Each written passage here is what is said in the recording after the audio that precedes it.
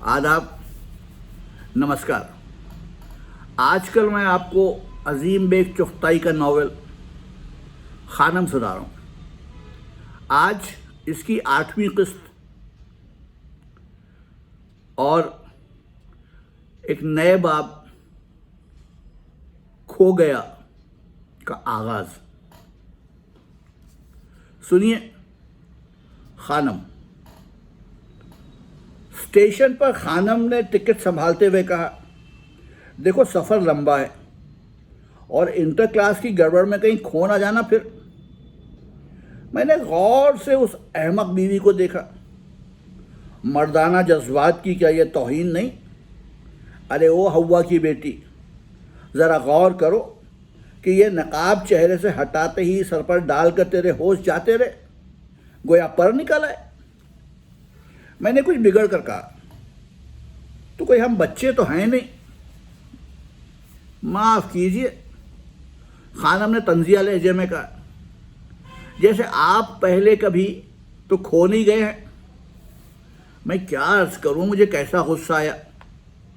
ज़रा कोई इस मुंतज़िम बीवी से ये पूछे कि नेक बख्त, पहले तू ये बता कि तेरा मियाँ तुझे पहुंचाने जा रहा है या तू उसे पहुंचाने जा रही है? वो तेरा जिम्मेदार है या उसकी तू निगहबान और जिम्मेदार? मुझे तस्लीम है कि एक दफ़ा सफ़र में मुझसे लोटा खो गया, 2 दफ़ा नकदी चोरी हो गई, 1 दफ़ा कोई मूजी सोते में जूता लेकर चप्पत हो गया और 1 दफ़ा कोई बिस्तर ही लेकर लंबा हुआ। 1 दफ़ा टिकट खो गए और एक स्टेशन पर इत्तेफाकन मैं खुद रह गया। ये कहना कि ये सब चीज़ें ना तो चोरी गई ना रह गई बल्कि खो गई, ये भी मुझे तस्लीम है। मगर आप खुद इंसाफ करें कि ये मैं क्यों कर तस्लीम कर लूँ कि मैं भी रह नहीं गया बल्कि खो गया था। ला हौल वला कुव्वत। कोई बैल बुधिया हो गया या ऊँट हो गया जो मैं खो गया? दुनिया ज़माने के शौहर अच्छे ग्रेजुएट सफ़र की गड़बड़ और चक्कर में स्टेशनों पर रह जाते हैं, तो क्या उनकी बीवियां यही कहती फिरती होंगी कि मियाँ खो गए? मुझे गुस्सा आया उस खुदा की बंदी पर कि देखो तो, इसके नज़दीक रह जाने और खो जाने में कोई फ़र्क ही नहीं है। लिहाजा मैंने झल्ला कर कहा, मत फजूल बातें करो। 2 कुली थे। खानम ने कहा था कि जल्दी से बैठेंगे ताकि कहीं जगह ना घिर जाए। मैंने उसकी राय से इत्तेफाक किया था और बदकिस्मती से रेल में जल्द तर बैठने बिठाने का जिम्मेदार अपने को तसव्वुर किए हुए था। चुनांचे जैसे ही गाड़ी आई, कुलियों को जल्दी की ताकीद करके मैं जनाना डब्बे की तरफ चला। अब उस मुंतज़िम बीवी की हमाकत मुलाहिज़ा फरमाइए। हम ये समझे कि हम मुंतज़िम और वो समझी कि ये अहमक है और मैं ज़िम्मेदार। नतीजा ये कि एक कुली को लेकर मैं पहुंचा ज़नाना दर्जे के पास और दूसरे कुली को लेकर वो पहुंची मर्दाना दर्जे में। हम तेज़ी से असबाब जो रखवाते हैं तो क्या देखते हैं कि दूसरा कुली और बीवी गायब। ख्याल भी न था कि ये कार्रवाई अमल में आई। कुछ इंतज़ार किया, फिर उसी जगह वापस आ गए जहां खड़े थे। मगर तौबा कीजिए, ये मामला कि जैसे घरवाली खो गई तो इसका हमें इत्मीनान है कि किसी अक्लमंद की किस्मत ने जो अगर कहीं धक्का खाया और वो उसे ले गया तो ना सिर्फ उस वबाल को लेकर पछताएगा बल्कि खुशामद करके वापस ही करते बनेगी। अब मामला ये हुआ कि प्लेटफॉर्म पर तो बौखलाए फिर रहे थे कि दूसरे कुली ने हमें पहचान लिया और बताया कि मर्दाना इंटर क्लास में असबाब लगा दिया गया है। बकिया असबाब भी लेकर वहीं चलिए। चुनांचे पहुँचे हम। किस्सा मुख्तसर بقیہ سامان بھی یہیں آ گیا، جگہ کافی تھی، اور اب ہم جم کر بیٹھ گئے اطمینان سے۔ اور پھر بہت جلد ہمیں یہ بھی معلوم ہو گیا کہ ایسا کیوں کیا گیا ہے، محض اس لیے کہ نہ تو ہم کہیں خود کھو سکیں اور نہ لوٹا ووٹا پھینک سکیں۔ اور پھر ٹیپ کا بند ملاحظہ ہو، تمہیں بار بار پیسے کے لیے دوڑ کر آنا پڑتا۔ ہم نے کہا کہ ہندوستان ٹائمز خریدیں گے تاکہ خبریں پڑھیں۔ جواب میں ہمیں تصویر والا ہندوستان ٹائمز دکھایا گیا جو 5-6 دن کا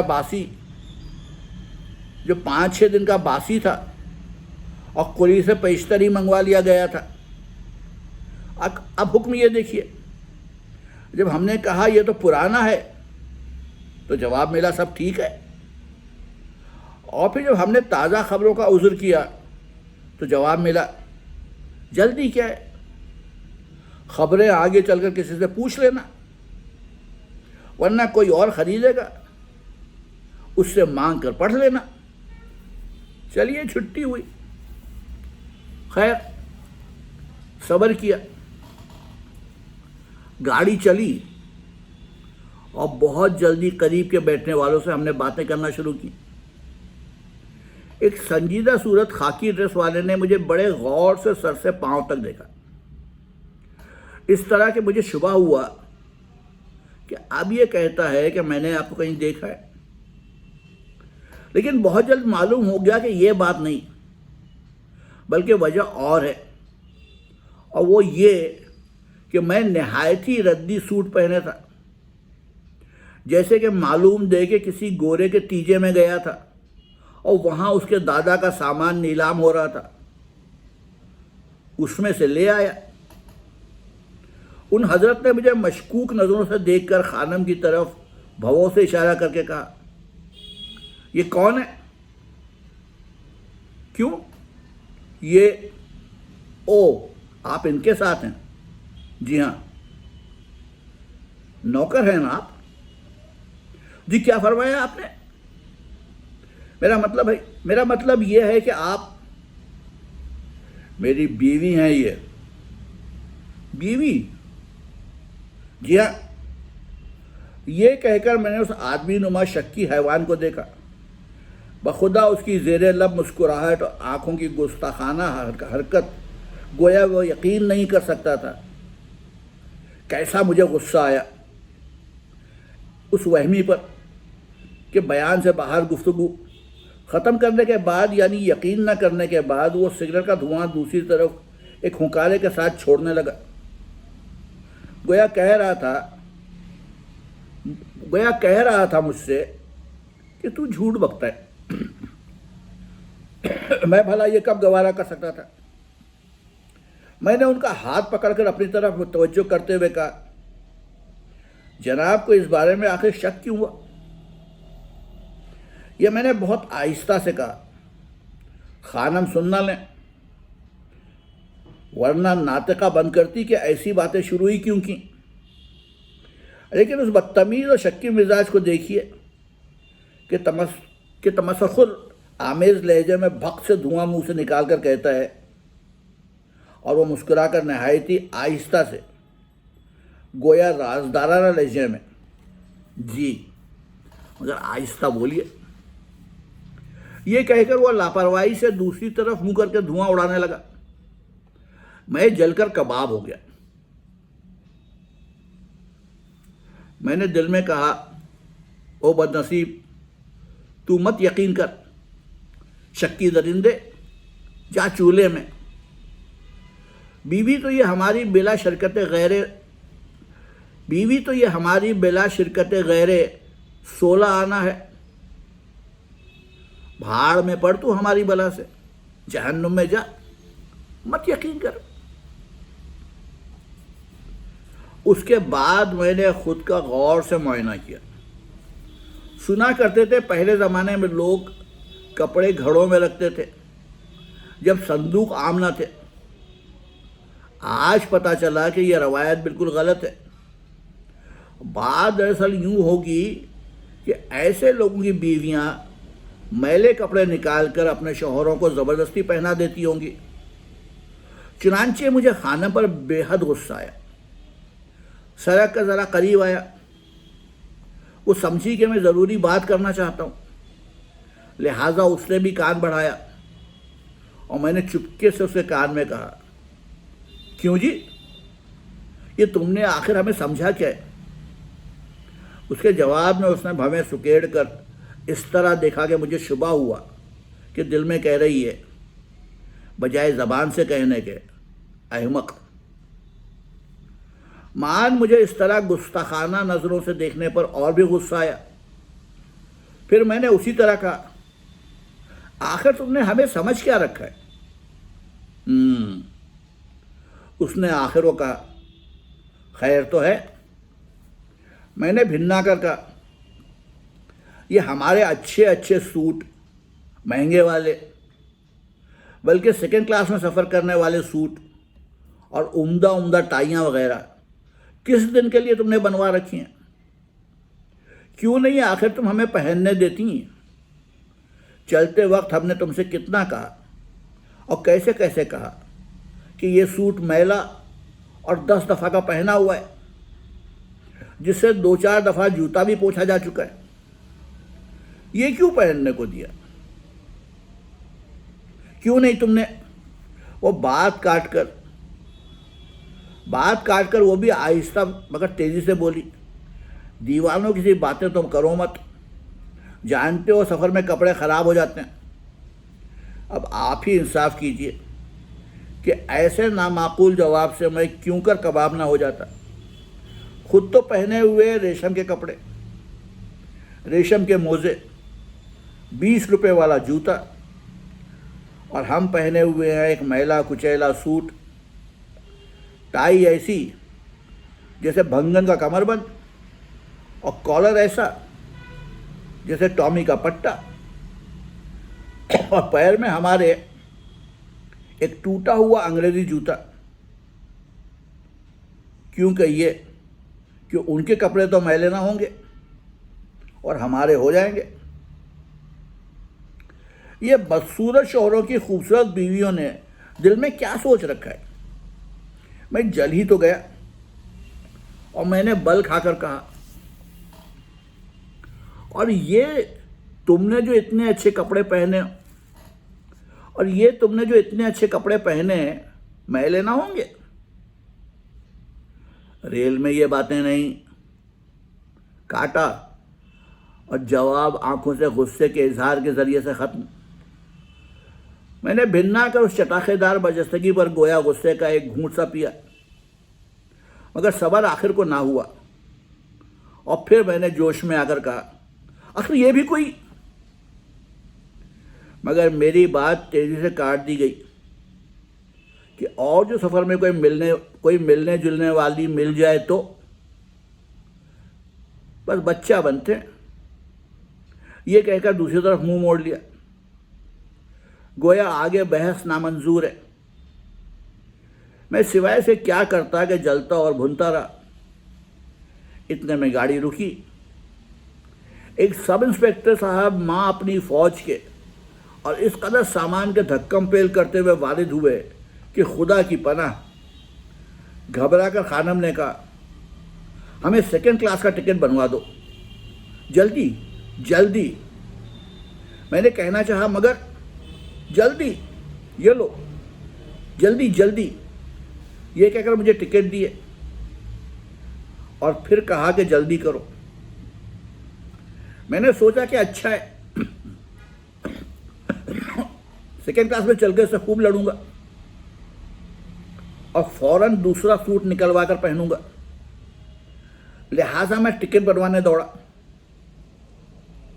ان ریلوے کے بابوؤں کو اتنی جمائیاں آتی ہیں کہ چھوٹی چھوٹی آنکھیں موٹے موٹے چہروں پر سے کھو جاتی ہیں. دل کا خون سمٹ کر ناک کی پھننگ پر آ جاتا ہے. پھر اس کے ساتھ انگڑائیاں علاوہ ایسی بے تکی اور بے موقع کے بیان سے باہر. یہ نہیں دیکھتے کہ ہمارا وزن کیا ہے اور جس کرسی پر ہم خود دھرے ہوئے ہیں وہ کیسی ہے؟ انہیں تو اس سے بحث ہی نہیں، بس انگڑائی لینے سے کام۔ میں نے تو کہا کہ حضرت مجھے کانپور کے 2nd کلاس کے ٹکٹ بنوانا ہے۔ ادھر اس کے جواب میں اول تو مجھے انہوں نے غور سے دیکھا اور شاید کسی ٹوٹے پھوٹے انگریز کا بٹلر سمجھ کر انگڑائی لینا مناسب سمجھا۔ ماں جمائی کرسی جو چرچرائی تو ایک دم سے ایسا معلوم ہوا جیسے جادو کے زور سے چہرے پر آنکھیں پیدا ہو گئیں۔ یہ اٹاوا کا اسٹیشن تھا۔ میں پل پار کر کے پلیٹ فارم کے اس طرف گیا ٹکٹ بنوانے۔ بابو جی نے بڑی عنایت کی جو قدر تعامل کے بعد ایک لاپتہ ٹکٹ چیکر کا حوالہ دے دیا۔ میں ان کی تلاش میں لگ گیا، انہیں ہر جگہ تلاش کیا، کوئی جگہ نہ چھوڑی سوائے اسٹیشن کے پاخانے کے۔ غرض اسی تلاش میں کہ وہ خود مجھے تلاش کرتے آ پہنچے۔ میں نے ٹکٹ حوالے کر کے بدلنے کی کوشش کی تو انہوں نے کہا دام، اور میں نے جواب میں کہا ارے بٹوا تھا، روپیہ پیسہ خانم کے پاس، لہذا دوڑا ایک دم سے ٹکٹ وکٹ چھوڑ کر دام لینے کہ خیال آیا کہ ٹکٹ چیکر ماں ٹکٹ کے غائب نہ ہو جائے، لہذا دوڑا واپس۔ ادھر ریل نے سیٹی دی، جب تک میں جھپٹ کر ان کے ہاتھ سے ٹکٹ واپس لوں ریل چل دی، اور بجائے پل پار کرنے کے اور اس طرف پہنچنے کے میں ریل کی پٹری پھاند کر دوڑا بری طرح، اور جو ڈبہ سامنے آیا اسی میں بیٹھ گیا۔ اب ہانپتے کانپتے کھڑکی سے سر نکال کر جو دیکھتا ہوں تو ریل تو پلیٹ فارم سے باہر اور خانم کھڑی ہوئی ہے ماں اسباب کے۔ بوکھلا ہوا تو آیا ہی تھا، بس دیکھتے ہی اچھل پڑا۔ ارادہ کیا کہ کھڑکی کھول کر کود جاؤں۔ ایک بڑے میاں بیٹھے ہوئے تھے موٹے سے، انہوں نے شاید سوچا کہ یہ باولا ہے، لہذا ہاتھ پکڑ لیا۔ جلدی میں جھٹکے پہ جھٹکے دیتا ہوں مگر ہاتھ نہیں چھوٹتا، ورنہ معلوم کیا پوچھتے ہیں اور میں کیا کہتا ہوں۔ کھڑکی انہوں نے بند کرتے ہوئے مجھے چھوڑا تو میں زنجیر کھینچنے دوڑا۔ 2-3 جھٹکے دیے مگر بھلا اسے کہاں جنبش۔ دوسروں سے کہتا ہوں تو وجہ پوچھتے ہیں۔ یہ سب چشم زدن میں ہو گیا۔ وجہ بتائی تو پھر بڑے میاں نے ہاتھ پکڑ کر بٹھا لیا اور کہا آخر اتنی گھبراہٹ کیوں ہے؟ تار دے دینا اگلے اسٹیشن پر سے اور دوسری گاڑی سے واپس آ جانا۔ میری بات سمجھ میں آ گئی۔ میں نے کہا میں خود پہنچ کر تار دے دوں گا اور وہ آ جائے گی۔ تو یہ تھا خانم کا 8واں حصہ۔ کل پھر آؤں گا اور آپ کو اس کا نواں حصہ سناؤں گا۔ تب تک کے لیے اجازت دیجیے۔ آداب۔